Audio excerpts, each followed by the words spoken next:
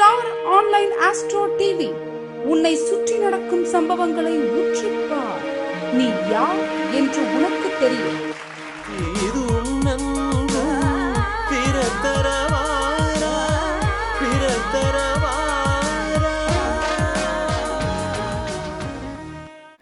திருப்பூரை சேர்ந்த இன்ஜினியர் கண்ணியப்பன் அவர்கள் ரொம்ப ஜோதிடத்தில் ரொம்ப ஞானம் உள்ளவர், மிக சிறப்பாக பேசக்கூடியவர். அவர் இன்றைக்கி எடுத்து பேசக்கூடிய தலைப்பு, கர்மாவுக்கு தீர்வு வெளியே தேடாதீர்கள், உங்கள் ஜாதகத்தில் உள்ளது. கர்மாவுக்கான தீர்ப்பு வெளியே தேடாதீர்கள், உங்கள் ஜாதகத்தில் உள்ளது என்ற தலைப்பில் நம்மோடு பேச வருகிறார். அவரை பேச வருமாறு அன்போடு அழைக்கின்றேன். பெற்றதாயும் பிறந்த பொன்னாடும் நற்றவா வாணினும் நன்னி சிறந்தனவே.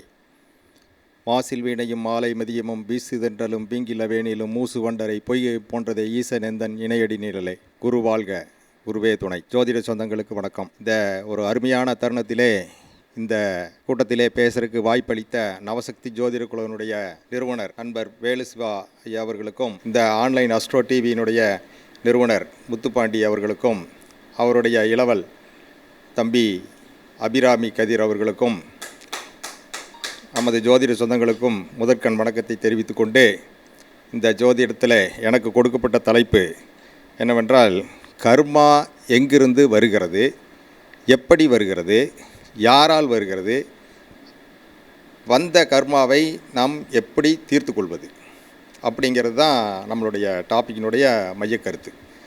இப்போ நம்ம கர்மா அப்படிங்கிறதுக்கு என்னென்னு கேட்டிங்கன்னா, நம்மளுடைய நம்ம ஜோதிடத்துறையில் 12 கட்டங்களை வச்சுருக்காங்க. அந்த 12 கட்டங்களில் பார்த்திங்க அப்படின்னா 4 கட்டங்களை பிரித்து வச்சுருக்காங்க. முன்னாங்கு 12.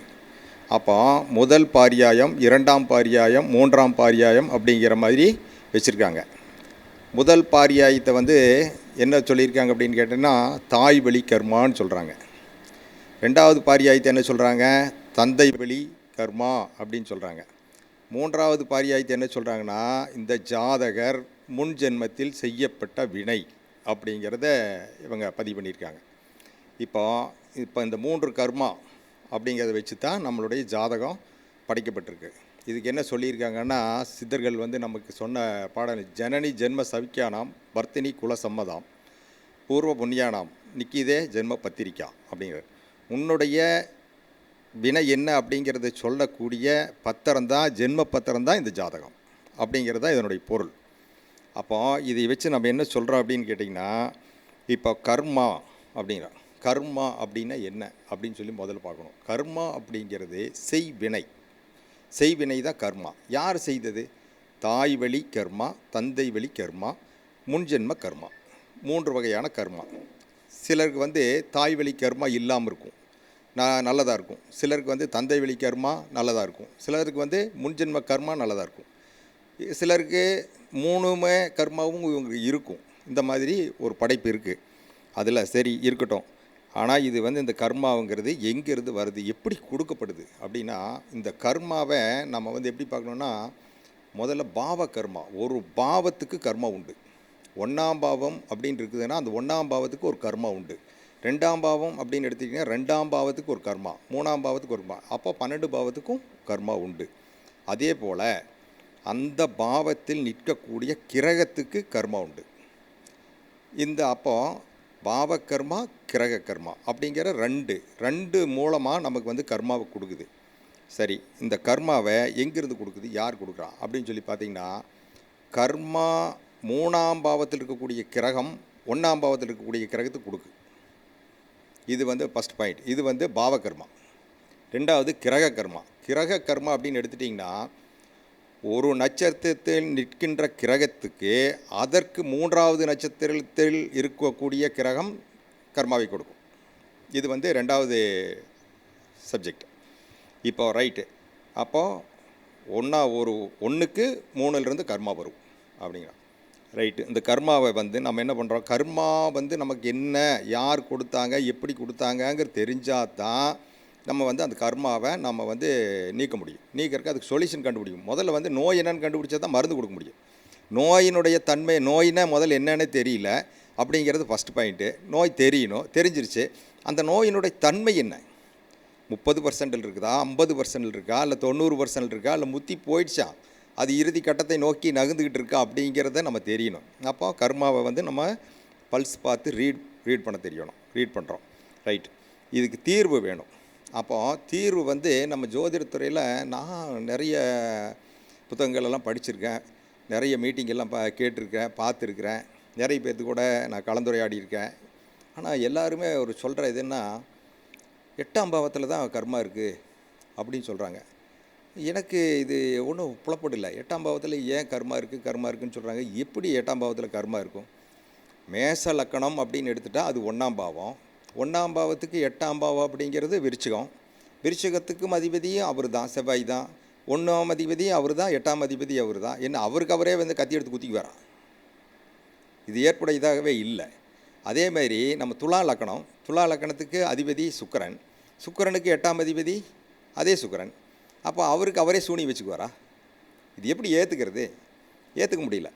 அப்போது இதில் என்னமோ ஒன்று இருக்குது இதுக்குள்ளே அப்படிங்கிற மாதிரி நம்ம இது பண்ணும்போது, ஆனால் இந்த கர்மாவை நான் கண்டுபிடிச்சது அல்ல. இது என்னோடய குருநாதர் ஜிகே ஐயா கிட்ட நான் கற்றுக்கிட்ட பாடம். ஜிகே ஐயா ஆணித்தரமாக சொல்லி கொடுத்துருக்காரு. அதாவது ஒரு கிரகத்திற்கு அதுக்கு 3ஆவது பாவத்தில் உள்ள கிரகம் கர்மாவை கொடுக்கும், ஒரு நட்சத்திரத்தில் உள்ள கிரகத்திற்கு அது 3ஆவது நட்சத்திரத்தில் உள்ள கிரகம் கர்மாவை கொடுக்கும் அப்படிங்கிறத ஐயா மூலயமா நான் கற்றுக்கிட்ட பாடம். அடுத்ததாக பார்த்திங்க அப்படின்னா, இந்த கர்மாவுக்கு ஒரு தீர்வு வேணும். என்ன தீர்வு? இந்த தீர்வு எதற்கு? தீர்வு அப்படிங்கிறது என்ன? முதல்ல நமக்கு கர்மா வந்துருச்சு. அது வந்து முதல் பரியாயத்தில் வந்திருக்குதா, 2வது பரியாயத்தில் வந்திருக்குதா, 3வது பரியாயத்திலே வந்திருக்கான்னு பார்க்குறோம். அப்போது அந்த பாரியாயம் ரீதியாக வந்து நம்ம பார்க்குறோம் கர்மா வந்து எப்படிப்பட்ட கர்மா வந்திருக்குன்னு. அந்த கர்மாவை முதல் ரீட் பண்ணிக்கிறோம். அடுத்தது இந்த கர்மாவை தீர்க்கணும். கர்மாங்கிறது என்ன? நம்ம செய்த செய்வினை தீர்க்கணும். தீர்க்கறதுக்கு 1க்கு 8 அப்படிங்கிறது ஃபெயிலியர். அது முடிஞ்சு போச்சு. ஏன் ஃபெயிலியர்னு நான் சொல்கிறேன்னா, சார் நீங்கள் சொன்னீங்க, நான் அந்த கோயிலுக்கு போனேன், இந்த கோயிலுக்கு போனேன், நீங்கள் சொன்ன பரிகாரமெல்லாம் செஞ்சேன், நான் 15 வாரம் போக சொன்னீங்க, 15 வாரம் போனேன், 21 வாரம் போக சொன்னீங்க, 21 வாரம் போனேன், நீங்கள் 1 வருஷம் போக சொன்னீங்க, 1 வருஷமாக போனேன், நீங்கள் வந்து யாகம் பண்ண சொன்னீங்க பண்ணினேன், நீங்கள் ஹோமம் பண்ண சொன்னீங்கன்னு பண்ணினேன், தானம் பண்ண சொன்னீங்க பண்ணேன், தர்மம் பண்ண சொன்னீங்க பண்ணினேன், நீங்கள் எல்லாத்தையும் பண்ணியுமே எனக்கு எதுவுமே நடக்கலையே அப்படிங்கிற கேள்வி வருது. அதனால் பரிகாரம் அப்படின்னு சொன்னாலே எல்லோரும் கோபமாக சொல்கிறாங்க. இல்லை அதெல்லாம் வேண்டாங்க, அதெல்லாம் வந்து நாங்கள்லாம் பண்ணி பார்த்துட்டோம், வேறு ஏதாவது வழி இருந்தால் சொல்லுங்கள் அப்படிங்கிற கேட்குற சூழ்நிலையில் இன்றைக்கி எல்லோரும் இருக்கிறாங்க. அப்போது இதுக்கு ஒரு சொல்யூஷன் இருக்குமா இருக்காதா அப்படிங்கிறது நம்மளுடைய ஒரு என்ன ஓட்டம் வருது. இதில் வந்து என்னன்னு கேட்டிங்கன்னா, இறைவன் படைத்தவன் இறைவன் வந்து அனைத்தும் அறிந்தவன் தான் இறைவனுக்கு அவனுக்கு எல்லாம் அறிந்து எல்லாம் புரிந்தவன் தான் இறைவன் தான் இந்த உலகை படைக்கிறான், உயிரை படைக்கிறான், எல்லாம் படைக்கிறான். அப்போ இறைவன் வந்து ஒன்றை படைக்கும் போதே, ஒன்றை கொடுக்கும் போதே அதுக்கு ஒரு தீர்வையும் கொடுத்துருக்கான். பூட்டை தயாரிக்கும் போதே சாவியும் தயாரிக்கப்பட்டிருக்கு. பூட்டு தயாரிக்கும் போதே சாவி தயாரிக்கப்பட்டிருக்குது. ஒரு நோய் உருவாகும் போதே அந்த நோய்க்குண்டான அந்த மருந்து அந்த நிலத்தில் முளைக்கப்பட்டிருக்கு. அதாவது விதைக்கப்பட்டிருக்கல, முளைக்கப்பட்டிருக்கு அப்படிங்கிறத இது உண்மை. அதாவது அடுத்து பார்த்திங்க அப்படின்னா, ஒரு வீடு கட்டுறோம். வீடு கட்டும்போது 4 செவுர் இருக்குது. 4 செவுர் வச்சிங்கன்னா தான் ஒரு ரூம் அப்படிங்கிற ஒரு அறை. அதுக்கு நீங்கள் வந்து கதவு வைக்காமல் யாராலும் ரூம் கட்டியிருக்காங்களா? கட்டுவாங்களா? கட்டவே மாட்டாங்க. அப்போ என்ன அர்த்தம்? அப்போ உள்ளே வந்து ஒரு அறை கட்டும்போதே அறைக்கு நுழைவாயில் வைக்கப்படுதா இல்லையா? வைத்து தானே கட்டுறோம். அப்போ இது எதனால்? இது வந்து இதுதானே விதி, இதானே நேதி. அடுத்து பார்த்திங்கன்னா, நம்ம சாப்பிட்றோம். நம்ம ஏதோ எல்லா உயிர்களும் சாப்பிடுது. ஆனால் எல்லா உயிர்களுமே வாய் வழியாக சாப்பிட்டு மலப்புழை வழியாக கழிவுகளை வெளியேற்றுகிறது. இது வந்து இறைவனால் படைக்கப்பட்டது. வாய் அப்படிங்கிறது உணவு உண்றோம், கழிவு வந்து வெளியேறுது. அப்போது ஒரு இன்லெட் அப்படின்னு ஒன்று இருந்தால் அவுட்லெட்னு ஒன்று இருக்குல்ல. எவ்வளோ அழகாக இறைவன் படைச்சிருக்கிறான். இதை வந்து யாரால் மறுக்க முடியுமா? மறுக்க முடியாது. ஆனால் அந்த இதில் வந்து விதி விலக்கு வௌவால் மட்டுமே. வௌவால் வந்து தான் வந்து வாயிலேயே சாப்பிட்டு வாயிலேயே கழிவை வெளியேற்றிடும். அது வந்து எக்ஸெப்ஷன், கடவுளால் படைக்கப்பட்டது. அடுத்து பார்த்திங்கன்னா இதுக்கு நம்ம தீர்வு கண்டுபிடிக்கணும். இந்த தீர்வை கண்டுபிடிச்சோன்னா இந்த தீர்வு எங்கே இருக்குதுன்னு கேட்டிங்கன்னா நம்ம ஜாதகத்துக்குள்ளே தான் இருக்குது. ஒரு பூட்டு போய் கடையில் போய் பூட்டு கொடுங்கன்னு கேட்குறோம், பூட்டு கொடுக்குறாங்க. ஒரு பாக்ஸில் இருக்குது அந்த பூட்டு உள்ளே இருக்குது. அந்த பூட்டுக்குள்ளே ஒரு சின்ன பாலித்தீன் கவரில் போட்டு சாவியும் உள்ளே இருக்குது. அப்போ நீங்கள் எங்கே போய் தேடணும்? வெளியில் போய் தேடணுமா? இல்லை. அப்போ எங்கே இருக்குது? அந்த பெட்டிக்குள்ளே இருக்குது அப்படிங்கிறது தானே உண்மை. அந்த கவரில் இருக்குது. கவரை வந்து உடச்சிட்டு நம்ம அந்த சாவி எடுத்து போட்டோன்னா திறக்கும், பூட்டும். இதுதான் உண்மை. அதே மாதிரி நம்மளுடைய ஜாதகத்துக்குள்ளேயும் அந்த லாக்கும் இருக்குது. 3 லிவர் 5 லிவர் பூட்டுக்கு தகுந்த மாதிரி சாவியும் அங்கேயே வைக்கப்பட்டிருக்கு. இதையே கண்டுபிடிக்கணும். இதுதான் நம்மளுடைய இது. அது கண்டுபிடிச்சிட்டிங்கன்னா பரிகாரம் அப்படிங்கிறது மிக எளிமை. ஈஸியாக வாழ்க்கையில் ஜெயிச்சிடலாம். ஒரு ரூம் பூட்டி கிடக்குது, அந்த வீட்டை திறக்கணும், சாவி கிடச்சிருச்சுன்னா நம்மளும் போயிருமில்ல. அதுக்கு போய் கதை திறக்கணும், ஜன்னலை உடைக்கணும், ஓட்டை போடணும், இதெல்லாம் தேவையே இல்லைங்களா? அதே மாதிரி தான் நம்ம ஜாதகத்தில் கொடுக்கப்பட்டிருக்கு. இதில் வந்து என்னென்னு கேட்டிங்கன்னா, இது சொல்கிறதுக்கு முன்னாடி ஒரு சின்ன விஷயத்தை சொல்லணும். என்னென்னா, நம்ம பிறப்பு அப்படிங்கிறது எப்படி உருவானது அப்படின்னு பார்க்கணும். ஃபஸ்ட்டு பிறப்பு, ஒரு உயிர் ஜெனிக்குது, அதாவது இது எந்த உயிராக இருந்தாலும் ஜெனிக்கிறது. அந்த ஜெனிக்கப்பட்ட உயிர் அப்படிங்கிறது எப்படி உருவாகுது அப்படின்னு கேட்டிங்கன்னா, ராகு அப்படின்னு எடுத்துக்கிறோம்.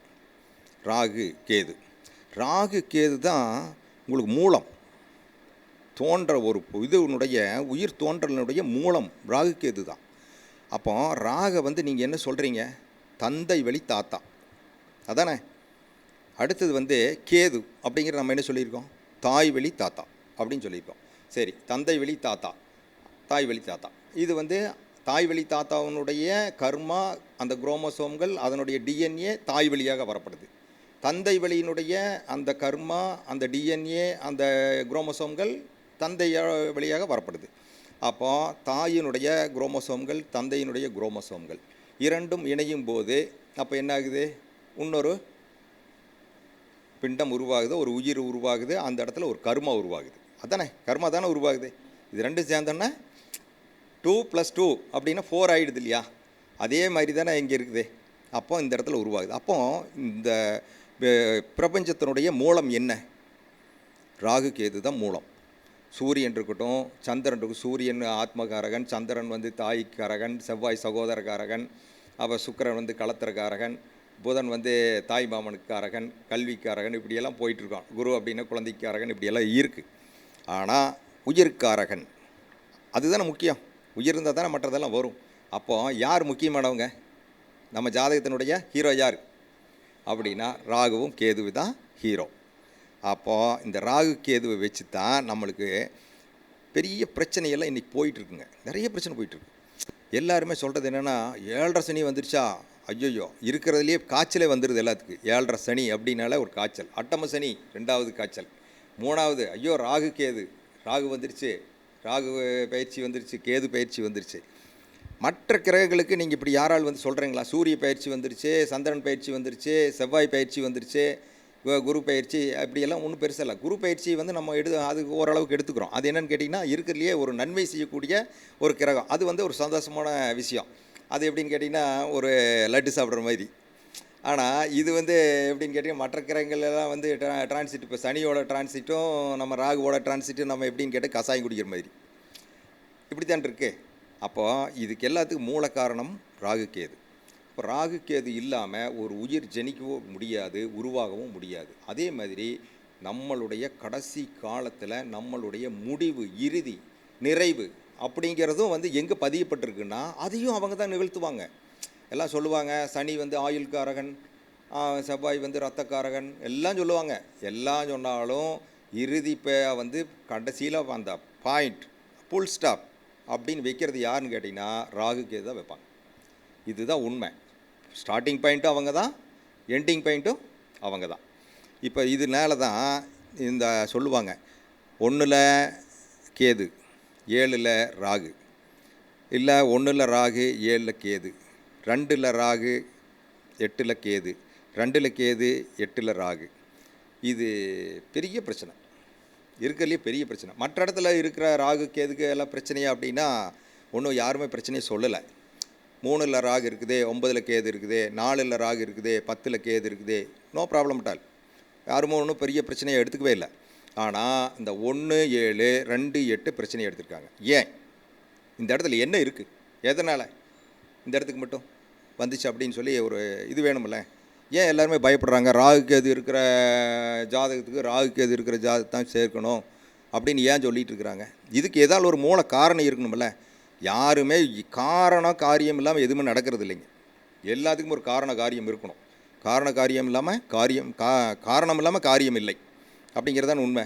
அப்போ என்னன்னா, இதுக்குள்ளே ஏதோ ஒன்று இருக்குது, மறைஞ்சிட்ருக்கு. இது நமக்கு தெரிஞ்சிருக்கலாம், தெரியாமல் இருக்கலாம், தெரிஞ்சு சில விஷயங்கள் சொல்லாமல் இருக்கலாம், சொல்லாமல் போயிருக்கலாம், சொல்லி கொடுக்காம கூட வச்சுருக்கலாம். ஜோதிடத்தை பொது வெளியில் எல்லாருமே அப்படியே ஓப்பனாக பேசிடவே முடியாதுங்க. தோலை உரிச்சிருவாங்க பேசுனீங்கன்னா. ஆமாம், பேச முடியாது, யாரும் பேச முடியாது. பேசுனீங்கன்னு வச்சுங்க, அவ்வளோதான் போச்சு. அது ஜோசிகாரன் இருக்க முடியாது.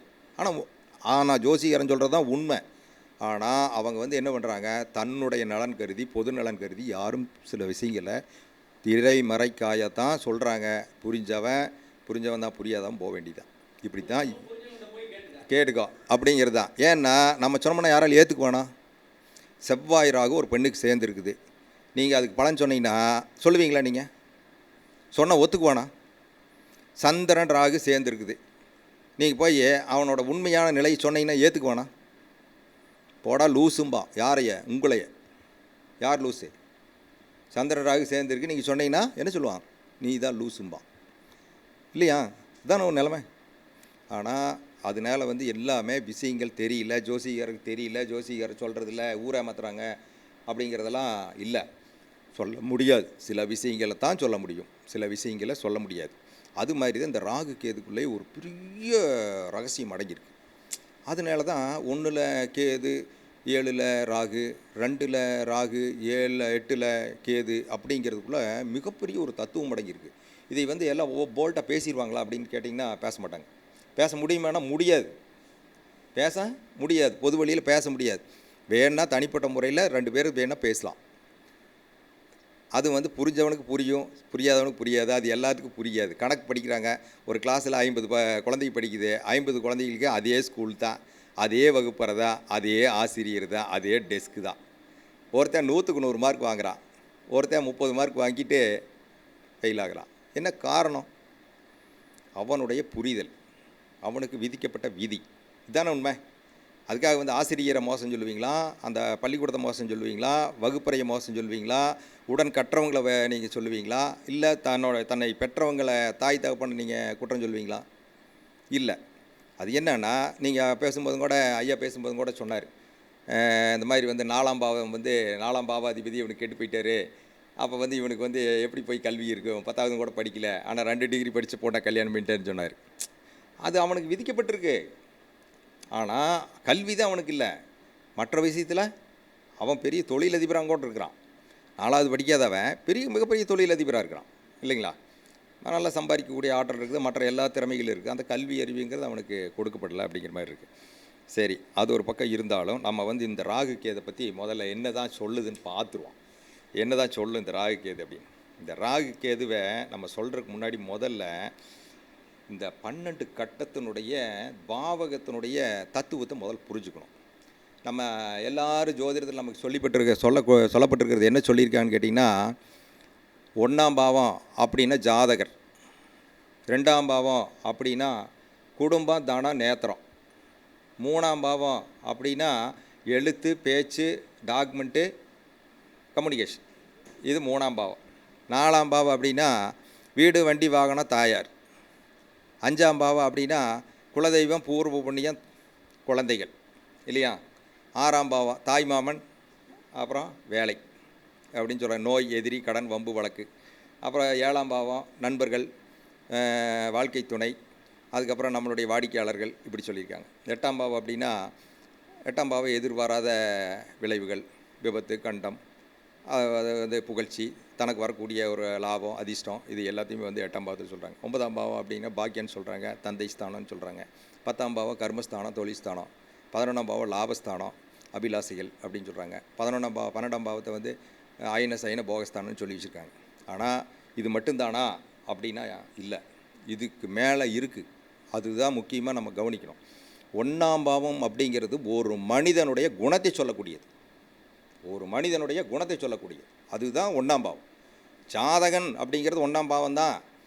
அந்த ஜாதகனுடைய குணத்தை சொல்லக்கூடியதான் 1ஆம் பாவம். முதல்ல குணம் அப்படிங்கிறத ஃபஸ்ட்டு.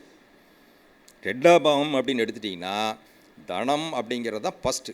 பணம் தான் ஃபஸ்ட்டு. 2வது குடும்பம், 3வது கண், இது எல்லாம் இருக்குது. பேச்சு, வாக்கு, இது எல்லாமே அதில் இருக்குது. இருந்தாலும் பணம் அல்லது தனம் அப்படிங்கிறது. 3ஆம் பாவம் அப்படின்னு எடுத்துட்டிங்கன்னா பரிவர்த்தனைன்னு அர்த்தம். 3ஆம் பாவம்னா பரிவர்த்தனை. பரிவர்த்தனைனா நீ ஒன்றை கொடுத்தா நான் உனக்கு ஒன்று கொடுப்பேன், நீ இதை கொடுத்தா நான் இதை கொடுப்பேன் அப்படிங்கிறது தான் 3ஆம் பாவம். 3ஆம் பாவத்துக்கு பேர் பரிவர்த்தனை அப்படிங்கிறது தான் 3ஆம் பாவம். நீங்கள் வந்து ஒரு அக்ரிமெண்ட் போடுறீங்க அப்படின்னா எப்படி அக்ரிமெண்ட் போடுவீங்க? சும்மா அக்ரிமெண்ட் போட்டு கொடுத்துருவாங்களா? நீங்கள் அது அவருக்கு ஏதோ ஒரு நிதி கொடுக்கணும். நிதி கொடுத்தீங்கன்னா அந்த நிதியை வாங்கிட்டு அவர் வந்து உங்களுக்கு வந்து ஒப்பந்தம் பண்ணி கொடுக்குறாரு. இதுதானே அக்ரிமெண்ட்டு. அக்ரிமெண்ட் அதானே, ஒன்றை கொடுத்து ஒன்றை வாங்குறது. அதுக்காக ஒப்பந்தம் செய்யக்கூடாது தான் அக்ரிமெண்ட் அப்படிங்கிறோம். அடுத்தது 4ஆம் பாவம். 4ஆம் பாவம் அப்படின்னு சொன்னோடனே நீங்கள் வந்து எல்லாம் என்ன சொன்னால் வீடு, வண்டி, வாகனம், தாயார் அப்படின்னு எல்லாம் சொன்னோம். அப்புறம் வந்து நம்மளுடைய சுகஸ்தானம், அதுதான் சுகஸ்தானம். 4ஆம் பாவம் தான் சுகஸ்தானம் அப்படின்னு சொல்கிறேன். அடுத்து இதில் என்னன்னு கேட்டிங்கன்னா 4ஆம் பாவம் வந்து ஆதாரம் அப்படின்னு பேர். எல்லாத்துக்குமே எவிடன்ஸ் கேட்கும். எல்லாத்துக்கும் எவிடன்ஸ் கேட்கும். நான் போய் இந்த பொருள் வாங்கிட்டு வந்திருக்கு அப்படின்னா அந்த பொருள் அந்த கடையில் வாங்கினேன் அப்படின்னா அதுக்கு என்ன ஆதாரம்? பில்லை காட்டுங்க. எதை செஞ்சிங்கனாலும் எவிடன்ஸ் கேட்கும். அதுதான் எவிடன்ஸ் அப்படிங்கிறது தான் 4ஆம் பாவம். அடுத்தது 5ஆம் பாவம். 5ஆம் பாவம் அப்படிங்கிறது பார்த்திங்கன்னா 5ஆம் பாவம் தான் புகழ் அப்படின்னு சொல்லியிருக்கிறோம். புகழ், மரியாதை, அந்தஸ்து அப்படிங்கிறது எல்லாமே 5ஆம் பாவத்தில் தான் வருது அப்படின்னு சொல்கிறோம். 5ஆம் பாவம் வந்து நம்ம யார் சொல்கிறோம்? தாத்தா, நம்மளோட முன்னோர் தாத்தான்னு சொல்கிறோம். அதில் அந்த இடத்துக்கு நம்ம என்ன சொல்கிறோன்னா ஞானம். 5ஆம் பாவம் தான் ஞானம் அப்படிங்கிறோம். 6ஆம் பாவம். 6ஆம் பாவம் நோய், எதிரி, கடன், பம்பு, வழக்கு இப்படியெல்லாம் சொல்லியிருக்காங்க. ஆனால் அதனுடைய உண்மையான தன்மை என்னன்னு கேட்டீங்கன்னா ஊழியம், சர்வீஸ். இப்போ ஆடிட்டர் இருக்கார், அவர் சர்வீஸ் பண்ணுறாரு. வக்கீல் இருக்கார், அவர் சர்வீஸ் பண்ணுறாரு. ஒரு என்ஜினியர் இருக்கார், அவர் சர்வீஸ் பண்ணுறாரு. ஒரு டாக்டர் இருக்கார், அவரும் சர்வீஸ் தான் பண்ணுறாரு. அப்போது சர்வீஸ் அப்படிங்கிறது பார்த்திங்கன்னா அந்த 6ஆம் பாவம் வந்து சர்வீஸ். ஒரு இண்டஸ்ட்ரி வச்சுருக்கார் அப்படின்னா அவர் மேனுஃபேக்சரர், ப்ராடக்டை வந்து உற்பத்தி பண்ணுறார். அவர் வந்து இதில் வரமாட்டார். ஆனால் இந்த இடத்துல வரும்போது சர்வீஸ், ஊழியம் அப்படின்னு. 7ஆம் பாவம். 7ஆம் பாவம்னா சங்கமம். சங்கமம் அப்படின்னா ஒன்று சேருதல், இணைதல் அப்படிங்கிறத நம்ம சொல்கிறோம். அப்போ சங்கமம் அப்படிங்கிறது வந்து 7ஆம் பாவம். 8ஆம் பாவம். 8ஆம் பாவம் அப்படிங்கிறது ரகசியம். 8ஆம் பாவம் ரகசியம். 8ஆம் பாவம் மர்மம், கண்ணுக்கு புலப்படாத விஷயம். இதுதான் வந்து 8ஆம் பாவம். நம்ம சொல்கிற மாதிரிலாம் 8ஆம் பாவம்னா அப்படி இப்படி அப்படிங்கிறது நம்ம வந்து கொஞ்சம் டெப்த்தாக பார்க்குறோம். அது வந்து என்னென்னு கேட்டிங்கன்னா ரகசியம். சரி, 9ஆம் பாவம். 9ஆம் பாவம் நம்ம என்ன சொல்லியிருக்கோம்? பாகிஸ்தானம்னு சொல்லியிருக்கிறோம், தந்தை ஸ்தானம்னு சொல்கிறோம். 9ஆம் பாவத்துக்கு பேர் தர்மம். தர்மம்னு பேர். அப்போ தர்மஸ்தானம் அப்படிங்கிறது தான் 9ஆம் பாவம். ஒருத்தன் வந்து தர்மம் பண்ணுறான்னா அடுத்தவங்களுக்கு உதவி பண்ணுறான், நல்ல எண்ணங்கள் இருக்குது அவனுக்கு. நீங்கள் பணமே கொடுக்க வேண்டாங்க, நீங்கள் எதுவும் செய்யவே வேண்டாம். அவர் நல்லா இருக்கட்டும், துரைசாமி அண்ணா நல்லா இருக்கட்டும், நம்ம வேலு சிவா நல்லா இருக்கட்டும், நம்ம கதிர் நல்லா இருக்கட்டும் அப்படிங்கிற மாதிரி ஒரு எண்ணம் நமக்கு வந்துட்டாலே நீங்கள் தர்மவான். இவன் என்னடா இப்போ இப்படி இருக்கிறான் அப்படிங்கிறவன் நினச்சான்னு வச்சுங்களேன், அதுதான் வந்து பிரச்சனைக்குரிய விஷயம். அப்போ தர்மம். அடுத்தது 10ஆம் பாவம். 10ஆம் பாவம் தான் கர்மஸ்தானம்னு சொல்கிறாங்க. அதை தான் நம்ம தொழில் பாவம்னு சொல்லிட்டு இருக்கிறோம், ஆனால் அது கர்மஸ்தானம். அடுத்தது 11. 11ஆம் பாவம் நம்ம என்ன சொல்லியிருக்கோம்? அபிலாசைகள் அப்படிங்கிறத எல்லோரும் சொல்லிகிட்ருக்குறோம். ஆனால் அதுதான் வந்து உங்களுக்கு என்னென்னா அதிர்ஷ்டம். அதிர்ஷ்டம் எங்கே இருக்குங்க? 11ஆம் பாவத்தில் தான் அதிர்ஷ்டம் இருக்குது. நமக்கு அதிர்ஷ்டம் இருக்கா இல்லையா அப்படிங்கிறது 11ஆம் பாவத்தில் தான் இருக்கும். அடுத்தது 12ஆம் பாவம். 12ஆம் பாவத்தை ஐன போகன்னு சொன்னீங்க. அது வந்து அது மோட்சஸ்தானம், நிறைவு ஸ்தானம். அதுதான் நிறைவு ஸ்தானங்கிறது 12ஆம் பாவம். இப்போ இதை வச்சு தான் நம்ம வந்து இது பண்ண போகிறோம். கர்மாவை வந்து நம்ம கண்டுபிடிக்கிறதுக்கு கர்மாவை வந்து எப்படி பண்ண போகிறோம் அப்படின்னு பார்க்குறோம். இதில் பண்ணும்போது நம்ம கிரக வலிமை அப்படிங்கிறது இருக்குது. கிரகத்துக்கு வலிமை இருக்குது. நம்ம எல்லாம் சொல்கிறோம் சூரியன் செவ்வாய் சேர்ந்துருச்சு அப்படின்னா இவங்க வந்து இந்த மாதிரி நெருப்பு சம்மந்தப்பட்ட வேலையில் இருப்பாங்க, அந்த மாதிரி அதிகாரத்தில் இருப்பாங்க, உயர் பதவியில் இருப்பாங்க, போலீஸ் டிபார்ட்மெண்ட்டில் இருப்பாங்க, அல்லது வந்து ஐஏஎஸ் ஐபிஎஸ்ஸாக இருப்பாங்க அப்படின்னு எல்லாம் சொல்கிறோம். இல்லைன்னா வந்து முதலாளியாக இருப்பார், பெரும் முதலாளியாக இருப்பார், இவர் பெரிய தொழிலதிபராக இருப்பார் அப்படின்னு எல்லாம் சொல்கிறோம். அப்போ வந்து அந்த இடத்துல வந்து சொன்னால் அவர் எந்த அளவுக்கு இருப்பார், அவருக்கு எந்த அளவுக்கு அந்த பவர் இருக்குது அப்படிங்கிறது இருக்குது. நீங்கள் ஒரு கலெக்டர் இருக்காருன்னா கலெக்டர் தன்னிச்சே செயல்பட முடியுமா? பண்ண முடியுமான்னு கேட்குறேன். ஒரு ஐஜி இருக்கார், அவர் தனிச்சு செயல்பட முடியுமா? முடியாது. அவருக்கு மேலே நிறைய கண்ட்ரோலிங் பவர் இருக்குது. அந்த பவருக்கு எல்லாமே இவர் கட்டுப்பட்டு தான் செயல்பட முடியும். அப்போ இது நம்ம யாருமே உணர்றதில்ல. எடுத்தோன்னே சூரியன் வலுத்திருக்குது, இவர் இப்படி இருப்பார், குரு வலுத்திருக்குது, உச்ச குரு இருக்குது, இவர் அவ்வளோதான் கோடீஸ்வரனாக இருப்பார் அப்படின்னாலும் நம்ம நினச்சிட்டு இருக்கோம். அப்படியெல்லாம் கிடையவே கிடையாதுங்க. என்னென்னு கேட்டால் கிரக வலிமை அப்படின்னு சொல்லி நம்ம முன்னோர்கள் வகுத்து வச்சுருக்குறாங்க. அதுக்கு சில பாடல்கள் இருக்குது. எனக்கு அந்த பாடல் நான் படிக்கல, அதனால் படிச்சிருக்கேன். ஆனால் பாடல் எனக்கு மெமரியாக இல்லை. அதாவது கிரகத்தில் முதல்ல வலிமையான கிரகம் அப்படிங்கிறது புதன்.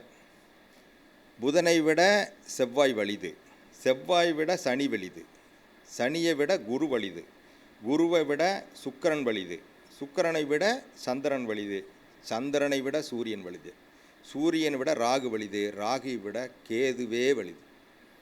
அப்போது அதிகப்படியான பவர்ஃபுல் பிளானெட் எதுங்க? கேது. ஆனால் நீங்கள் எல்லாம் ஒத்துக்கிறீங்களா? யாரால் ஒத்துக்கிறாங்களா? கேது பவர்ஃபுல் பிளானெட் அப்படின்னு சொன்னால் யாரால் ஒத்துக்கிறாங்களா? ஆனால் பேசுகிறாங்க, ராகு கூட சேர்ந்தா இப்படி ஆயிரும், கேது கூட சேர்ந்தா இப்படி ஆயிரும் அப்படின்னு சொல்லி. ஆனால் உண்மை அதுதான். ராகு கேது தான் பவர்ஃபுல் பிளானட். நம்மளுடைய ஒளி கிரகங்கள் அப்படின்னு சொல்லக்கூடிய சூரியன் சந்திரன், சூரியன் சந்திரனை ரெண்டு பேர்த்தையும் அப்படியே நோஸ்கட் பண்ணக்கூடியவங்க யாருங்க? கட்டி போடக்கூடிய சக்தி படித்தவங்க யாருங்க? இவங்க ரெண்டு பேர் தான். இவங்க ரெண்டு பேர்த்துக்கிட்ட சரண்டர் அவங்க ரெண்டு பேர். அப்போ அதிக வலிமை பெற்ற கிரகங்கள் ராகுவும் கேதுவும். மற்ற கிரகங்கள் எல்லாம் இது கூட சேரும்போது எந்த கிரகம் ராகு கேது கூட சேருதோ அந்த கிரகத்தினுடைய காரகத்துவம், குணம், அதனுடைய தன்மை அனைத்தும் என்ன பண்ணிடுவாங்க? இவங்க ரெண்டு பேரும் கபலீகரம் பண்ணிடுவாங்க. ராகு கேதுக்கள் கபலீகரம் பண்ணிடுவாங்க. அப்போ அந்த கிரகங்கள் எல்லாம் இவங்ககிட்ட என்ன ஆயிரும்? சரண்டர் ஆயிரும். இவங்களை மிஞ்ச முடியுமா அப்படின்னா மிஞ்ச முடியாது. சூரியன் அப்படியே பவர்ஃபுல், ஒரு அதிகாரம் படித்த பவர்ஃபுல் பிளானெட்டு. ஆனால் அந்த சூரியன் ராகுவோட சேர்ந்தோன்னா ராகு ஏதால் பண்ணிட முடியுமா? யார் கெடுவா? சூரியன் தான் கெடுவார், ராகு கெடமாட்டார். இதே குரு அருமையான பிளானெட்டு, குரு பார்த்தா கோடி நன்மை, குரு பார்த்து எல்லாத்தையும் இது பண்ணிடுவார் அப்படின்னு சொல்கிறாங்க. ஆனால் ராகுவோட சேர்ந்த குரு ராகுவை ஃபுல் அண்ட் ஃபுல்லாக மாற்றிடுவாரா? மாற்ற முடியுமா? வாய்ப்பே கிடையாது. மாற்றுறதுக்கு உண்டான எந்த விதமான வாய்ப்பும் கிடையாது. அது நடக்கவும் நடக்காது. இதுதான் உங்களுக்கு இதை வச்சு தான் நம்ம இந்த கர்மாவையே நம்ம நிர்ணயிக்கணும். அப்போ நம்ம கர்மாவை நிர்ணயிக்கிறதுக்கு நம்ம ஒரு பாயிண்ட்டுக்கு வந்துட்டோம். அப்போ யார் ராகு கேதுங்கிற ஒரு முடிவுக்கு வந்துட்டோம். சரி, இந்த கர்மா ரெண்டாவது இன்னும் ஒரு இது வச்சுருக்கோம். நம்ம அடுத்த ஒரு சூழ்நிலை என்னன்னு கேட்டிங்கன்னா, ஒரு ஜாதகத்தினுடைய மூலக்கூறு என்னன்னு பார்க்குறோம். ஜாதகத்தினுடைய மூலக்கூறு என்ன, இந்த ஜாதகம் எப்படி வந்தது அப்படின்னு பார்க்கும்போது, ஜாதகத்தினுடைய மூலக்கூறு அப்படின்னு எடுத்துட்டால் பஞ்சபூதங்கள். பஞ்சபூதங்கள் தானே, பஞ்சபூதங்கள் வச்சு தானே இதே இருக்குது. ஜாதகமும் அதில் தான் இருக்குது, பஞ்சாங்கம் அதில் தான் இருக்குது. அதை தானே ஜாதகம் போடுறதுக்கு தானே பஞ்சாங்கம் தேவை. பஞ்சாங்கங்கிறது என்ன? அது வாரம், திதி, நட்சத்திரம், யோகம், கரணம். இது 5 பஞ்சபூதங்கள். இதுக்கு நம்ம என்ன சொல்கிறோம்? நெருப்பு, நிலம், நீர், காற்று, ஆகாயம் அப்படின்னு சொல்லியிருக்கோம். இப்போது இதையும் நமக்கு தேவை, இதையும் வச்சுக்கணும். இப்போ இதை வச்சு தான் மற்ற எல்லா இயக்கங்களுமே வரும் அப்படிங்கிறோம். அப்போ இயக்கல் ராகு கேது, ராகு கேது தோஷமா? ராகு கேது தோஷம் செய்யுமா அப்படின்னா செய்யும். ராகு கேது தோஷம் செய்யாதா அப்படின்னா செய்யாது. இப்படி சொல்லலாம். என்னது இப்படியும் பேசுகிறீங்க, என்ன இப்படியும் பேசுகிறீங்க அப்படின்னு கேட்டால் உண்மை அதுதான். ராகு கேது எங்கே இருந்தால் தோஷம் செய்யும், எப்படி இருந்தால் தோஷம் செய்யும் அப்படிங்கிறதுக்கு சில விதி இருக்குது. அந்த விதி விலக்குகளும் இருக்குது. அப்போது என்னென்னு கேட்டிங்கன்னா, ராகு அப்படிங்கிறது என்ன பண்ணும்? ராகுக்கு வீடு கொடுத்தவன் முதல் முக்கியம். ராகுக்கு வீடு கொடுத்தவன் ரொம்ப ரொம்ப முக்கியம். அந்த ராகுவனுடைய பல்ஸ் பார்க்கணுன்னா, இந்த ராகு என்ன நிலைமையில் இருக்கார், இந்த நல்ல ராகுவா இவன் கெட்ட ராகுவா அப்படின்னு நம்ம கணிக்கணுன்னா முதல்ல அந்த ராகுக்கு வீடு கொடுத்தவன் ரொம்ப ரொம்ப முக்கியம். அப்போது ராகுக்கு வீடு கொடுத்தவன் நல்லவனாக இருந்து நல்ல இடத்துல இருந்து நல்ல பொசிஷனில் இருந்தால் ராகு ஓகே. முதல் பாயிண்ட் 50% ஓகே. அடுத்தது இந்த ராகுக்கு சாரம் கொடுத்துருப்பான். இவன் போய் ஒரு நட்சத்திரத்தில் நிற்பான். அந்த நட்சத்திரம் கொடுத்தவன், சாரம் கொடுத்தவன், அவன் ஒரு நல்ல நிலைமையில் இருந்துட்டான்னா அடுத்த 50 மார்க்கு இவனுக்கு கிடச்சிடும். அப்போ இந்த ராகு என்ன பண்ணுவார்? நான் ராகு திசையில் கோடியை சம்பாரிச்சேன்னு சொல்கிறாங்க பாருங்கள், இவங்க தான் ராகு திசையில் கோடியை சம்பாதிச்சவங்க. ராகுக்கு வீடு கொடுத்தவனும் ராகுக்கு கால் கொடுத்தவனும் நல்ல நிலையில் இருந்திருப்பாங்க. அந்த ராகு திசை வந்திருக்கும். அப்போ அவங்களுக்கு நல்லபடியாக பண்ணியிருக்கும். இதில் எந்த விதமான மாற்றுக்கிறதும் கிடையாது. அதே மாதிரி தான் கேதுக்கு வீடு கொடுத்தவன், கேதுக்கு சாரம் கொடுத்தவன். இது ரொம்ப முக்கியம். இந்த ராகு கேது கூட இணையக்கூடிய கிரகம். ராகுக்கு வீடு கொடுத்தவனும் நல்லா இருக்கிறான், சாரம் கொடுத்தவனும் நல்லா இருக்காங்க. ஓகே, ராகு நல்லா தாங்க இருக்கார், நம்ம ஒரு கன்க்ளூஷன் வந்துட்டோம். ஆனால் இந்த ராகு கூட ஒரு பக்கம் செவ்வாய், ஒரு பக்கம் சனி வந்து சேர்ந்துட்டாங்க. இந்த ராகுனுடைய நிலைமை, இந்த பக்கம் கடப்பாறை வச்சு குத்துறான், இந்த பக்கம் இவன் வந்து தீக்கொல்லி வச்சுட்டு நிற்கிறான். இந்த ராகு என்ன பண்ணுவார்? அப்போ இருக்கிறதுலையே ஒரு மோசமான காம்பினேஷன் அப்படின்னு சொல்லி என்ன சொல்லியிருக்காங்கன்னா, நமக்கு செவ்வாய் சனி ராகு இந்த காம்பினேஷன் ஒரு ஜாதகத்தில் இருந்ததுன்னா இருக்கிறதுலையே மிகப்பெரிய பாதிப்பு கொடுக்கக்கூடியது இந்த காம்பினேஷன் மட்டும்தான். அதனுடைய தசாபுத்தி வரணும். தசாபுத்தி வராமல் எந்த கிரகமும் ஒன்றுமே பண்ணாதுங்க. அதுக்கு என்னன்னு கேட்டிங்கன்னா, மொத்தமாக வந்து அது அப்படி இப்படி நிற்கும். செட்டில் 1000 வண்டி இருக்குங்க, செட்டில் 1000 வண்டி நிற்கும். நீங்கள் எந்த வண்டி போக சொல்கிறாங்களோ அந்த வண்டி தானே போகும் ரூட்டில், மீதி வண்டியெல்லாம் என்ன இருக்கும் அங்கேயே நிற்கும், டெப்போவில் நிற்கும். அது மாதிரி தான் அந்த கிரகம். இப்போ பிளேயர் இருக்காங்க, மொத்தமாக ஒரு கிரிக்கெட் விளையாடுறாங்க அப்படின்னா கிரிக்கெட் டீமில் வந்து 15 பிளேயர் 16 பிளேயர் வச்சுருப்பாங்க. ஆனால் வந்து அங்கே விளையாடும் போது எத்தனை பேர் விளையாடுவாங்க? அவங்க யார் இருக்காங்களோ அவங்க தான் போவாங்க. மீதி இருக்கிறவங்களாம் என்ன பண்ணுவாங்க? ரெஸ்ட்டில் இருப்பாங்க, சப்ஸ்டியூட்டாக இருப்பாங்க. தேவைப்பட்டால் தான் இறங்க முடியும், இல்லைன்னா இறங்க முடியாது. அவங்க அங்கே போய் வேலை செய்ய முடியாது. அது மாதிரி இந்த கிரகங்களும் அதே மாதிரி தான். ஒரு கிரகங்களுக்கு எப்போ வந்து அந்த தசாபுத்திங்கிறது அதுதான் வந்து தன்னோட பீரியட், தன்னோட டைம், தன்னோட ஒர்க்கிங் பீரியட் அப்படின்னு பேர். அந்த டைம் வந்தால் தான் அது போய் வேலை செய்யும், இல்லை அப்படின்னா அது வந்து சும்மா தான் இருக்கும். இந்த ராகுக்கு எதுக்கு நம்ம என்ன சொல்ல வரோன்னு கேட்டிங்கன்னா, 1, 7, 2, 8 இருந்தால் கலத்திர தோஷம் கொடுக்குமா, பிரச்சனை பண்ணுமா அப்படிங்கிறத நம்ம பார்க்குறோம். இப்போ ஒரு நம்ம மூல நூலில் வந்து என்ன சொல்லியிருக்கிறாங்கன்னா, ஆமேடம் எருதுசுரா நண்டுகண்ணி 5 இடத்தும் கருநாதகம் வீட்டிடில் பூமேடை உறங்கும் ராஜயோகம்னு சொல்லிட்டாங்க. அப்போ 5 இடத்துல ராகு இருந்ததுன்னா உங்களுக்கு எந்த பிரச்சனையும் இல்லைன்னு சொல்லிட்டாங்க. ரைட், சரி. இந்த 5 இடத்துக்கு நேர் ஆப்போசிட்டாக வந்து இன்னொரு 5 இடம் இருக்கும்ல, அங்கே தானே கேது இருப்பார். ஆப்போசிட்டில் 5 இடத்துல கேது இருப்பார். ரைட்டு. இப்போது மேசம் இருக்குது, மேசத்துக்கு ஆப்போசிட்டு துலாம். ரிஷபத்துக்கு ஆப்போசிட்டு விருச்சிகம். அடுத்தது மிதுனத்துக்கு ஆப்போசிட்டு தனுசு. கடகத்துக்கு ஆப்போசிட்டு மகரம். சரி, இதுக்கு வந்து சிம்மத்துக்கு ஆப்போசிட்டு கும்பம், கன்னிக்கு ஆப்போசிட்டு மீனம். எல்லாமே வந்துடுச்சு. இப்போது இந்த 5 போக மீதி இருக்கிற பாவத்தை நம்ம பார்க்குறோம். அப்படி பார்க்கும்போது பார்த்திங்கன்னா ஏறக்குறைய கும்பமும் சிம்மமும் வரும். அடுத்து இந்த பக்கம் பார்த்திங்க அப்படின்னா மிதுனமும் தனுசும் வரும். அப்போது இதில் பாருங்கள், 2 வீடு வந்து நெருப்பு வீடு, 2 வீடு வந்து காற்று வீடு. இப்போ 2 வீடு எதுங்க? இப்போ சிம்மமும் தனுசும் வந்து நெருப்பு வீடாக இருக்குது. அடுத்தது கும்பமும் மிதுனமும் காற்று வீடாக இருக்குது. அப்போது இதுக்குள்ளே என்னமோ இருக்கு இல்லையா?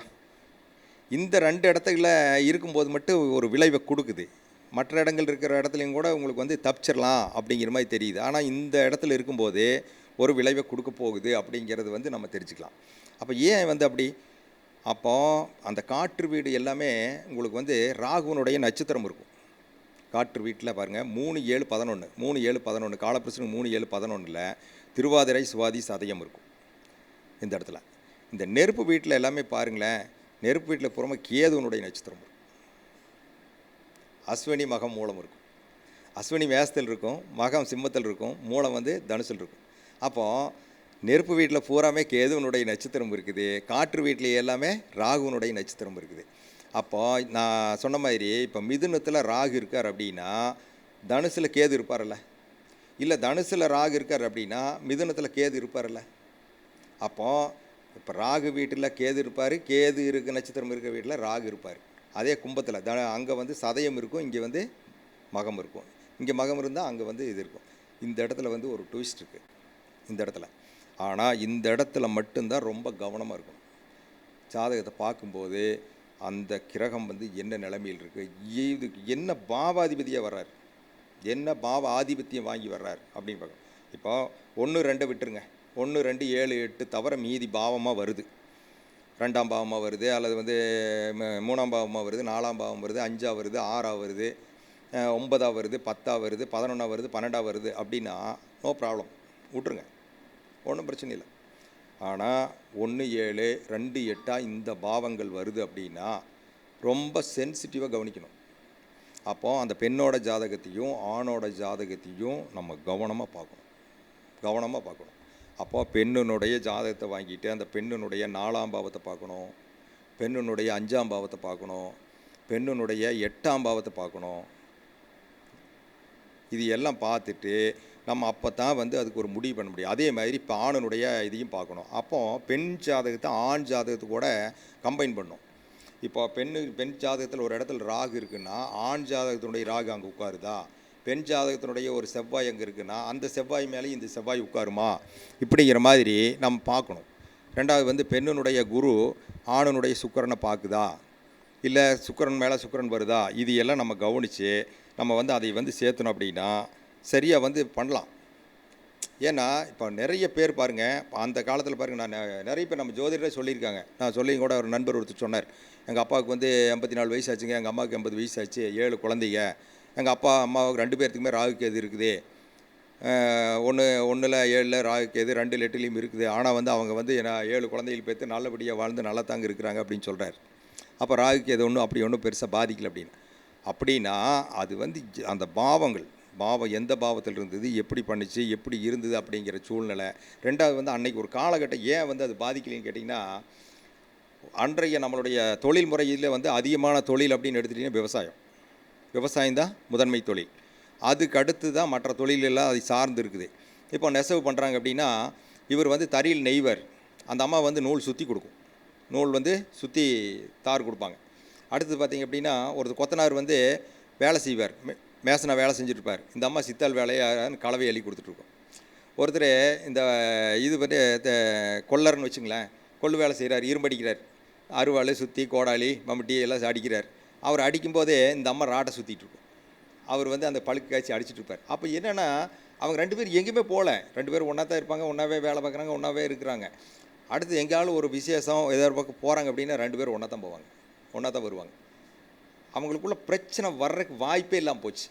ஆனால் இன்றைக்கி நம்மளோட சூழ்நிலை எப்படி இருக்குதுன்னு கேட்டிங்கன்னா, கல்யாணம் பண்ண பொண்ணு யூஎஸில் வேலை பார்க்குது, கல்யாணம் பண்ண பையன் கனடாவில் வேலை பார்க்குறான், அல்லது ஒரு பொண்ணு பெங்களூரில் வேலை பார்க்குது, பையன் கோயம்புத்தூரில் வேலை பார்க்குறான். இன்றைக்கி இப்படிப்பட்ட சூழ்நிலையில் இருக்கிறோம். 2 பேரும் சந்திக்கிறதா, மாதம் ஒரு தடவை சந்திப்பாங்களா, இல்லை 2 மாதத்துக்கு ஒரு தடவை சந்திப்பாங்களா அப்படிங்கிற தெரியாத ஒரு சூழ்நிலை இருக்குது. இப்போ வந்து 2 பேர் பிரிஞ்சு இருக்கிற மாதிரி ஒரு சூழ்நிலை, வேறு சூழ்நிலைகள் இருக்கிறாங்க. இவங்க ஒரு துறையில் இருக்கிறாங்க, அவங்க ஒரு துறையில் இருக்காங்க. இந்த மாதிரி எல்லாம் இருக்கிறனால தான் இந்த ராகு கேதுவை நம்ம ரொம்ப பார்க்க வேண்டியதாக இருக்குது. அதனால் நம்ம என்னென்னு கேட்டிங்கன்னா, இந்த ராகு கேது அப்படிங்கிறது நம்ம வந்து இவங்க தோஷமாக ராகு கேது உள்ள ஜாதகத்துக்கு ராகு கேது தான் சேர்க்கணுமா இல்லை சேர்க்க வேண்டாமா அப்படிங்கிறத வந்து பெரிய அளவுக்கெல்லாம் போக வேண்டியதில்லை. ஒரு குறிப்பிட்ட இடத்துல குறிப்பிட்ட ஆதிபத்திய ராசியில் இருக்கும்போது கண்டிப்பாக பார்க்கணும், கண்டிப்பாக அந்த மாதிரி இருக்க தான் சேர்த்தணும். அது என்ன காரணம்னு வந்து ஒரு தெளிவாக சொல்கிறேன் பாருங்க. அதாவது ராகு அப்படிங்கிறது பேராசைங்க, ராகுனா பேராசை, ராகுனா எதுவுமே பிரம்மாண்டம், ராகுங்கிறது தின்னுட்டே இருக்கிறத ராகு, போடு சாப்பிடு தள்ளுன்னு தள்ளும்.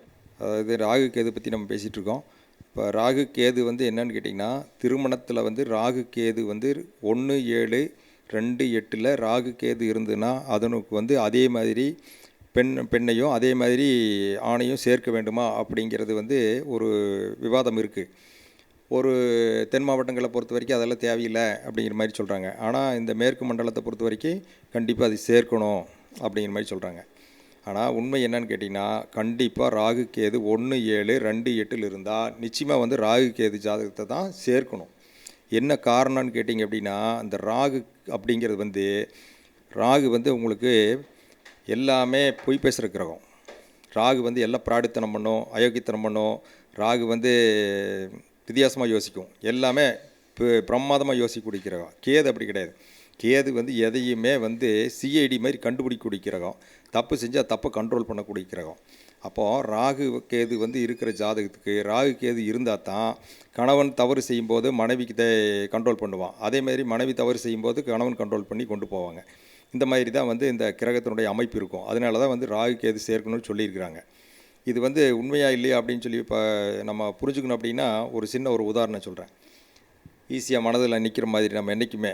அதாவது வந்து சூரிய வம்ச படம் பார்த்துருப்பீங்க எல்லோரும். அதில் பார்த்தீங்கன்னா நம்ம இவர் சொல்லியிருப்பார் சரத்குமார்கிட்ட தேவயானி பணம் கொடுத்து போய் வீட்டுக்கு சாமானம் வாங்கிட்டு வர சொல்லுவோம் அப்படி. ஆனால் சரத்குமார் போட்டு அந்த எடுத்துகிட்டு போய் மாற்று சேலைக்கும் கூட சேலை இல்லையே அப்படின்னு சொல்லி போட்டு நம்ம தான் அங்கே ஒரு 100 ரூபா வீட்டில் வச்சுட்டு வந்துருக்குமில்ல, அதில் போய் அரிசி பருப்பு வாங்கிக்கலாம் அப்படின்னு சொல்லிட்டு இந்த 100 ரூபாய்க்கு சேலை வாங்கிட்டு வந்துடுவார். இங்கே வந்தோடனே தேர்ந்து கொண்டு வந்து இது பண்ணி அரிசி பருப்பு எங்கேங்கன்னா அந்த சேலை கொடுத்துட்டு சரத்குமார் வந்து மன்னிச்சுக்கோன்னு சொல்லி தேவயானிக்கு ஆள் விழுகுவார். அப்போ தேவயானி ஒரு நிமிஷம் இருங்க அப்படின்னு சொல்லிட்டு வீட்டுக்குள்ளே போய் அந்த வேஷ்டி வாங்கி வச்சுருவாடி இருந்த காசுக்கு. அந்த வேஷ்டி கொண்டு வந்து இங்கே கையில் கொடுத்து போட்டு என்னை மன்னிச்சுங்கன்னு சொல்லி கீழே விழுகும் அப்படி காலில். 2 பேரும் சேர்ந்து கடைசியில் என்ன போச்சு, எல்லாம் முடிஞ்சு போச்சு. ஆனால் பட்னி. இது என்ன சொல்ல வருது அப்படின்னு கேட்டிங்கன்னா, இந்த ராகு கேது உள்ளவங்களோட சேர்க்கும்போது அவங்களுடைய அந்த அண்டர்ஸ்டாண்டிங் வந்து ரொம்ப சூப்பராக இருக்கும். இவங்க வந்து ஆனால் ஒருத்தர் அவங்க விட்டு கொடுக்க மாட்டாங்க, ஒருத்தர் காட்டி கொடுக்க மாட்டாங்க. ரொம்ப அந்யோன்யமாக வாழக்கூடிய ஒரு தம்பதிகளாக இருக்கிறாங்க. அவங்களுக்கு வந்து இவங்களுக்கு பஞ்சாயத்து பண்ணுறதுக்கு யாரும் போகக்கூடாது. இது வந்து நான் படிக்கும்போது என்னோடய குருநாதர் சொன்னார், இந்த மாதிரி அந்த பொண்ணு வந்து இந்த மாதிரிங்க எங்கள் வீட்டுக்காரர் வந்து சம்பளம் வாங்கிட்டு வந்துட்டு கொண்டு வந்து கொடுக்கல, அவர் என்ன பண்ணுறாருன்னு தெரியல, வந்தால் எதை கேட்டாலும் சண்டைக்கு வராரு அப்படின்னு சொல்லி சொல்கிற அப்படி. உடனே அவங்க மாமியார் வந்து இந்த பொண்ணோட அம்மா அப்பா கிளம்பி உடனே இங்கே வந்துடுறாங்க. வந்தோடனே என்ன ஏது அப்படின்னு சொல்கிறாங்க. உடனே இவங்க அப்பா அம்மா இருக்கிறாங்க, 2 பேரும் பார்த்துட்டு அது என்ன வாங்கப்பா அப்படின்னு சொல்லி உட்காந்து பேசிகிட்டு இருக்கிறாங்க. பேசிகிட்டு இருக்கும்போது இவங்க 2 பேரும் என்ன பண்ணுறாங்க, அவங்க பேசிட்டு 2 பேரில் பெருசுக்கெல்லாம் உட்காந்து பேசிகிட்டு இருக்கட்டும், நம்ம 2 பேரும் கிளம்பலாம் வா அப்படின்னு சொல்லிட்டு 2 பேரும் நேராக போய் சினிமாவுக்கு போயிட்டாங்க. பார்க்குறாங்க, இவங்களாம் பேசி முடிச்சுட்டு பார்க்குறாங்க, ஒரு 2 பேருக்கு காணோம். எங்கடா காணோன்னு பார்த்தா 2 பேரும் அங்கேருந்து 3 முளை பூ வாங்கி வச்சுக்கிட்டு 2 பேர் ஜில்னு வந்துட்டுருக்குது. இதுதான் ராகு கேதுங்க. இந்த ராகு கேது 1, 7, 2, 8 இருக்கிறவங்க விஷயத்தில் வந்து யாரும் வந்து மூக்க நுழைக்கக்கூடாது. அவங்க பிரச்சனையை அவங்க எளிமையாக தீர்த்துக்குவாங்க. அவங்களுக்கு அந்த வல்லமை இருக்குது. அவங்க வந்து ஒருத்தர் கண்ட்ரோல் பண்ணி நல்லா வாழ்ந்துக்குவாங்க. இதில் வந்து ஒரு ஹைலைட் ஒன்று இருக்குது. இதை விட இதுலேயே என்னென்னு கேட்டிங்கன்னா, ராகு வந்து கேது சாரமும் கேது வந்து ராகு சாரமும் வாங்கியிருந்துன்னு வச்சுங்களேன், அவ்வளோதாங்க. இவங்கள மாதிரி ஒரு சேர்ந்து வாழக்கூடிய ஒரு அருமையான தம்பதிகளை பார்க்கவே முடியாது. ரொம்ப அற்புதமான வாழ்க்கை இருக்குது. இவங்க ஒருத்தர் இப்போ இது பண்ணிக்கிட்டு அவங்க தவறை வந்து இவங்க அப்படியே வந்து தட்டி கொடுத்து அப்படியே ரெடி பண்ணி பண்ணிடுவாங்களே தவிர வெளியே வந்து கசி விடவே மாட்டாங்க. விடாமல் வண்டி வந்து எப்படியோ சரி பண்ணி ஓட்டிகிட்டு போயிடுவாங்க. அந்தளவுக்கு ரொம்ப அருமையாக பண்ணக்கூடியவங்க. இந்த ராகு கேது பற்றி நம்ம வந்து பெருசாக எதுவும் நினைக்க வேண்டியதில்லை. ராகு கேது வந்து இதுக்கு என்னென்னு கேட்டால், ராகு கேது யாருக்கெல்லாம் வந்து 1, 7, 2, 8 இருக்கோ இவங்கெல்லாம் வந்து குலதெய்வ வழிபாடை வருஷத்தில் குறைஞ்சபட்சம் ஒரு 3-4 டைம் போய் கோயிலுக்கு போய் இவங்க பண்ணணும். மாதம் வீட்லேயும் கூட பண்ணிடலாம். அவங்க குலதெய்வமாக வந்து இது பண்ணி ஒரு இது வச்சு அவங்க பண்ணிடணும். அந்த மாதிரி பண்ணிகிட்டு இருந்தாங்க அப்படின்னா இவங்களை வந்து எதுவுமே பெருசாக பாதிக்காதுங்க. பாதிப்பெல்லாம் கொடுக்காது, நல்லா ஏற்றமே கொடுக்கும். 2வது வந்து குலதெய்வத்துக்கு ஏன் போகணும் அப்படின்னு கேட்டால், ராகு அப்படிங்கிறது அப்பாவுடைய அப்பா, கேது அப்படிங்கிறது அம்மாவுடைய அப்பாவோட அப்பா. அப்போ இது ராகுங்கிறது தாத்தா, தந்தை வழி தாத்தா, கேது அப்படிங்கிறது தாய் வழி தாத்தா. அப்போது இந்த ராகு கேது அப்படிங்கிறதுக்கு வந்து என்னென்னு கேட்டிங்கன்னா, இவங்க மூதாதையர்னு அர்த்தம். அப்போ மூதாதையர்கள் எங்கே இருக்கிறாங்க, அவங்க குலதெய்வம், அதுதான் குலதெய்வம். அவங்க வந்து மூதாதையர்கள் இவங்களோட தாத்தன், இவங்க கொள்ளு தாத்தன், அதுக்கப்புறம் எள்ளு தாத்தன் அங்கெல்லாம் போய் அங்கே கோயிலில் வழிபட்டுருப்பாங்க. வழிவிடும்போது அவங்க என்ன வழிபட்டுருப்பாங்க, சாமி என்னோடய குலங்கோத்திரமெல்லாம் நல்லா இருக்கணும், என்னோடய வம்சாவளி நல்லா இருக்கணும், என்னோடய புள்ளக்குட்டியெல்லாம் நல்லா இருக்கணும், என்னை காப்பாற்றிக்கணும். அவங்க அந்த மண்ணில் நின்று அந்த இடத்துல கைகூப்பி வேண்டியிருப்பாங்க. அந்த வேண்டுதல் வந்து இவங்களுக்கு வந்து எப்போவுமே இருக்கும். அதனால் வந்து அங்கே போனாங்கன்னா இவங்க வழிபடும்போது இவங்களுக்கு எப்படிப்பட்ட இதாக இருந்தாலும் அது வந்து குலதெய்வத்தினால் தீர்க்க முடியும். அதுக்கடுத்தது பார்த்திங்க அப்படின்னா, நீங்கள் வந்து அந்த ராகு கேது ஏன் வந்து ராகுக்கு வந்து மூளை அதிகம், ரொம்ப திங்க் பண்ணி புதுசாக கண்டுபிடிச்சி புதுசாக அயோக்கியத்தனம் பண்ணும். இதுதான் ராகு. இந்த கேது அப்படி கிடையாதுங்க. யாரெல்லாம் என்னென்ன வேலையெல்லாம் பண்ணுறாங்களோ அதை பூரா சிஐடி மாதிரி கண்டுபிடிக்கிறது இந்த கேது. அப்போ என்னென்னா ஏன் இப்படி ஆச்சு அப்படின்னு கேட்டிங்கன்னா, அந்த அமிர்தம் கடையும் போது வந்து இவங்க தேவைப்பட்டாங்க. அப்போ வந்து இவங்களை பயன்படுத்தி அமிர்தம் கடைஞ்சி அமிர்தம் வந்ததுக்கப்புறம் இந்த தேவர்கள் வந்து உடனே என்ன பண்ணிட்டாங்க, இவங்களுக்கு கொடுக்காம அவங்க ஆட்டை போட பார்க்குறாங்க. அப்போ வந்து என்ன பண்ணுறாங்க, இவங்கெல்லாம் நம்மளை ஏமாத்துறாங்க அப்படின்னு சொல்லிட்டு இவங்க போய் அந்த குறுக்கு போய் தெரியாமல் போய் உட்காடுறாங்க. அப்போ தெரிஞ்சு அதை காட்டி கொடுத்ததுனால, சூரியனும் சந்திரனும் காட்டி கொடுத்ததுனால இவங்க 2 துண்டாக்கிடுறாங்க. அப்போ என்ன போச்சு, மூளை வந்து ராகுக்கு போயிடுச்சு, முண்டம் வந்து கேதுக்கு வந்துடுச்சு. அப்போது கேது யாருக்கு வந்து இதாக இருக்கோ அவங்க வந்து உடல் வலிமை உடையவங்க. ராகு இருக்கிறவங்க வந்து மூளை வலிமை உடையவங்க. அதனால தான் ராகு வந்து திட்டம் போட்டு செயலாட்டிகிட்டே இருக்கும். இந்த கேது அப்பப்போ போட்டு அதை பிடிச்சி தடுத்துக்கிட்டே இருக்கும். அப்படிங்கிறது இது. அப்போ ராகு கேதுனால என்ன பிரச்சனை வருமா அப்படின்னா, அதே மாதிரி இருக்கக்கூடியவங்கள சேர்க்கும்போது அவங்க வந்து சரி பண்ணிடுறாங்க. ரொம்ப தண்ணி சூடாக இருக்குது, கொதிக்கிற தண்ணியாக இருக்குது, அதை போய் நம்ம பயன்படுத்த முடியாத நிலமையில் இருக்குது அப்படின்னா, அது கூட கொஞ்சம் பச்சை தண்ணி கலந்துட்டோம்னு வச்சுங்களேன், அது வந்து வெதுன்னு ஆயிரும். அதுக்கப்புறம் நம்ம பயன்படுத்தலாம் அப்படிங்கிற மாதிரி ஆகிற மாதிரி தான் இந்த ராகு கேதுனுடைய இது. அதனால் ராகு கேதை பொறுத்த வரைக்கும் நீங்கள் வந்து ராகு கேது இருந்தால் ராகு கேது சேர்ப்பது உத்தமம் அப்படிங்கிறத உண்மை. அது இல்லை அப்படியெல்லாம் இல்லைங்க அப்படியெல்லாம் இல்லைங்க அப்படின்னு விவாதம் பண்ணுறது அப்படிங்கிறது அது நம்மளுக்கு பண்ணலாம். ஆனால் வந்து அடுத்தவங்களுடைய வாழ்க்கையை பாதிக்கிற அளவுக்கு அது பண்ணக்கூடாது. ஏன் வந்து நமக்கு இதெல்லாம் நிறைய பேருக்கு ஏன் தெரியல அப்படின்னு கேட்டிங்கன்னா, என் குருநாதர் தான் சொல்லுவார், படித்த பாடம் எல்லாமே வந்து பரீட்சையில் கேள்வியாக வராதும்பார். அதான் உண்மை. படித்த பாடம் எல்லாமே பரீட்சை கேள்வியாக வராது. நம்ம நினச்சிட்டு இருப்போம், நான் எல்லாம் படிச்சிருக்கேன், இத்தனை படிச்சிருக்கேன், நான் அந்த புக்கு படித்தேன், இந்த புக்கு படித்தேன், எல்லாம் படித்தேன், நான் அதை படிச்சுட்டேன், இதை படிச்சுட்டேன், எனக்கு அந்த மெத்தேடு தெரியும், இந்த மெத்தேடு தெரியுன்னு. நீங்கள் எந்த மெத்தேடு தெரிஞ்சு ஒன்றும் பண்ண முடியாது. நீங்கள் வந்து அந்த சூட்சமான விதி வந்து உங்களுக்கு தெரியணும். ஏன் அப்படின்னு சிந்திக்கணும். சிந்தித்து பார்க்கும்போது நமக்கு அது புரியும். அது புரிஞ்சால் உண்மையில் நீங்கள் வந்து ஒரு நல்ல ஜோதிடராக வழிகாட்டியாக இருக்க முடியும். உங்களை நீங்கள் உயர்த்திக்க முடியும் அப்படிங்கிறத உண்மை. அதனால் வந்து நீங்கள் வந்து ராகு கேது வந்தால் ராகு கேது ஜாதகத்தை சேர்ப்பது நல்லது அப்படிங்கிறது என்னோடய கருத்து. அடுத்தது நம்ம வந்து கர்மாவை பற்றி முதல்ல ஆரம்பத்தில் பேசியிருந்தோம். அந்த கர்மாவை பற்றி நம்ம சொல்ல வேண்டியது இருக்குது. அதாவது ஒரு பாவத்துக்கு 3ஆம் பாவம் வந்து கர்மாவை கொடுக்கும். அந்த 3ஆம் பாவத்துக்கு 8ஆம் பாவத்தில் என்ன கிரகம் இருக்குதோ அதுக்கு 8ஆம் பாவத்தில் இருக்கிற கிரகத்துக்கு தான் நம்ம வந்து தீர்வை கொடுக்கும் அப்படின்னு சொல்லியிருக்கிறோம். அப்போ என்னென்னா, இப்போ வந்து மேசம் அப்படின்னா மேசத்தும் ஒரு பாவம் அல்லது வந்து அங்கே ஒரு கிரகம் இருக்குது அப்படின்னா அதுக்கு வந்து 3ஆவது பாவம் அப்படிங்கிற மிதுனத்தில் இருக்கக்கூடிய கிரகம் வந்து அந்த மேசத்துக்கு வந்து கர்மாவை கொடுக்கும். ஆனால் இந்த கர்மா வந்து எங்கே இருந்து கொடுக்குது அப்படின்னு கேட்டிங்கன்னா, அதுக்கு 8ஆம் பாவம், அதுக்கு 8ஆம் பாவத்திலிருந்து அந்த கர்மா கொடுக்கும். அதுதான் 10ஆம் பாவம், நம்மளுடைய 10ஆம் பாவம். அதுதானே கர்ம பாவம்னு வச்சுருக்குறாங்க. 1, 3, 10 இது வந்து இந்த லிங்க் தான் வந்து கர்ம பாவங்கிறான். சரி, அதுக்கு வந்து தீர்வு எங்கே இருக்குதுன்னு கேட்டிங்கன்னா அதுக்கு 8ஆம் பாவத்தில் இருக்குது. அந்த 10ஆம் பாவத்துக்கு 8ஆம் பாவம், 10ஆம் பாவத்துக்கு 8ஆம் பாவம் என்ன பாவம் வரும்? 5ஆம் பாவம் வரும். அப்போ 5ஆம் பாவங்கிறது யார்? நம்ம குலதெய்வம், நம்மளுடைய முன்னோர்கள், நம்மளுடைய குழந்தை, முதல் குழந்தை. அப்போ இது எல்லாம் தான் வந்து நமக்கு தீர்வு கொடுக்கக்கூடியது.